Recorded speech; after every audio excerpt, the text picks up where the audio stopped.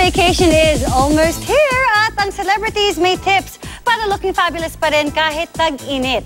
Ichichika yan ni Katatibayan.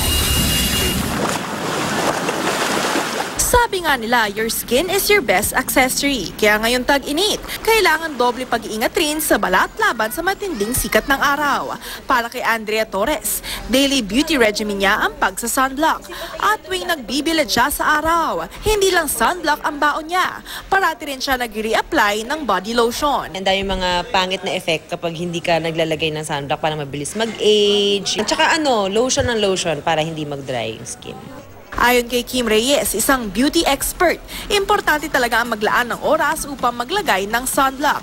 At hindi lang daw ito one-time application. Every 2 hours kailangan mag-reapply, lalo na kapag nagbibilad sa araw. Kahit nga raw nasa opisina lang, prone pa rin daw ang lahat sa UV radiation. If you're indoors, at least thrice a day that you need to reapply. For example, in the office, your computer emits radiation.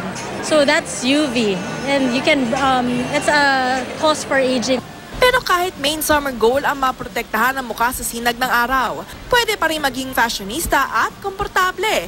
Big hats ang in para kay Max Collins. I want to try out are wearing hats. Kasi nakikita ko yung mga summer hat, alam mo yung parang malalaking hat, tapos basta very classic na hat. So I want to try wearing those kasi parang pwede mo lang suotin during summer on the beach. Para looking and feeling good, diet and exercise ang tip ni Arnie Ross. May extra confidence raw na dala ang may malakas na pangangatawan. Before kasi medyo matamlay yung yung pangangatawan ko, tsaka medyo mahina. Doon nakita ko yung resistensya ko, lumakas talaga sa circuit training. Full body workout siya, so lahat matotoned talaga. Toned yung arms, yung abs.